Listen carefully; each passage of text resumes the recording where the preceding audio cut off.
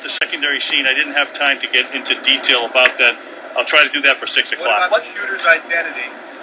Adam Landon, can you confirm? I'm not going to confirm the identity of the shooter. We're not prepared to do that yet. So we have a tentative identification. We're still working with that. So we're not going to confirm the identity and put that out there. We will identify the shooter at an appropriate time. Just for our investigatory purposes, it's not appropriate to do that right now.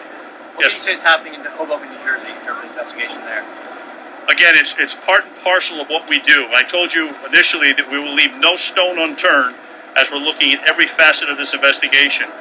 Whether it's the shooter, any of the victims, we're going to look at everything.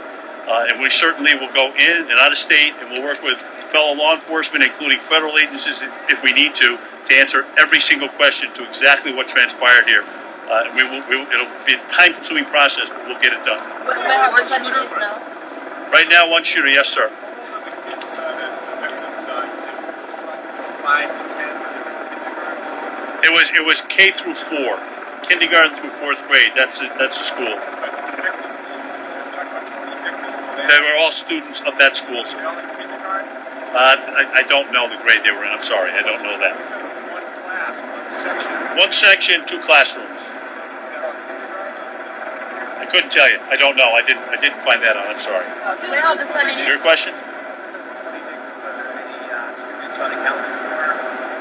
No, everyone's been, and that's part of the process, and that's why it took us long to get here. That's a very good question. Are there any students that were unaccounted for? We had to ensure that we accounted for every single student in that school, and that includes maybe someone that was absent for the day because of illness and didn't come to school. So that was part of the process that we had to go through, and now we have the identification process, which is even more difficult, and so it's going to be some time before we're able to give you that information. It probably won't be available until sometime tomorrow. Did you identify the weapon?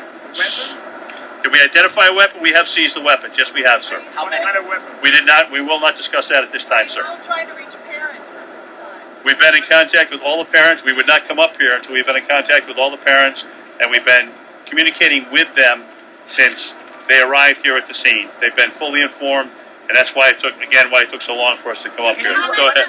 What's your plan? How are the first responders dealing with all this? No one would ever expect to walk into a school and see those types of mass casualties. That's it's a good question. Everyone believes that it's something that first responders do, that law enforcement does. But I can tell you, we've provided counseling for the first responders because this was a very tragic, horrific scene that they encountered. It's not something that we want to see. It's not something that we see every day. So that's one thing that we have done, and the Colonel has made that perfectly clear that those people are to be spoken to and receive crisis counseling as required. Lieutenant, you probably you have to be the face here telling us what's happening, but NEWTOWN is a very quiet, beautiful place, and I'm sure this is something that is not an ordinary thing that you deal with like big cities. The lieutenant can certainly tell you he's a NEWTOWN officer. As a authoritative and sure. a person, to see this tragedy of this magnitude, how could you describe it has impacted you personally, not only as a law enforcement, but as a person and as a person, the first thing I thought about was my own children. Can you say your name, please? Lieutenant George Cinco. What's your name? Lieutenant George Cinco, S-I-N-K-O. Can you tell us, as a resident of NEWTOWN and also as a law enforcement, I'm sure you have seen the work that you have seen. This is most definitely the worst thing that we've had experience here in town. Tragic. But right now, we're concerned about the families of the victims. Our officers are professional, and we will deal with this as well. Can you describe the scene with the parents? Is there a place where people are getting together and are there counselors there for them? What's happening? What's that scene like? The local hospital, Danbury Hospital, has offered their crisis intervention counselors. They will be available at Reed Intermediate School, which is on Wasserman Way, and they're available right now if need be, and they will be there all weekend. Is there a place where parents are gathering? I mean, and what's that? Can you describe that? The parents certainly have gathered at the local firehouse, which is adjacent to the school, and we've done our best to comfort them and try to reassure them that we've done everything we can. But as mentioned, it's a difficult process to confirm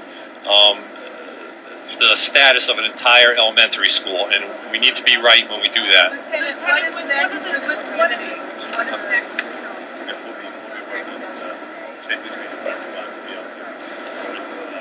It's healing. We just have to think about the families right now and do everything we can for them. Lieutenant, was one of the teachers killed to the shooter's mom? We can't confirm any of that right now. The investigation is ongoing. Are parents still at the firehouse right now? There are still parents there, yes. I don't have a number for you. I don't have a number for you. When did you realize you had this? What's the negative? How long did it take you to realize the negative? Minutes after our officers were there, they realized, what a horrific scene we had there. When you say minutes after they got there, officers went in, realized perhaps what they were doing, and then called for backup, or they called for backup.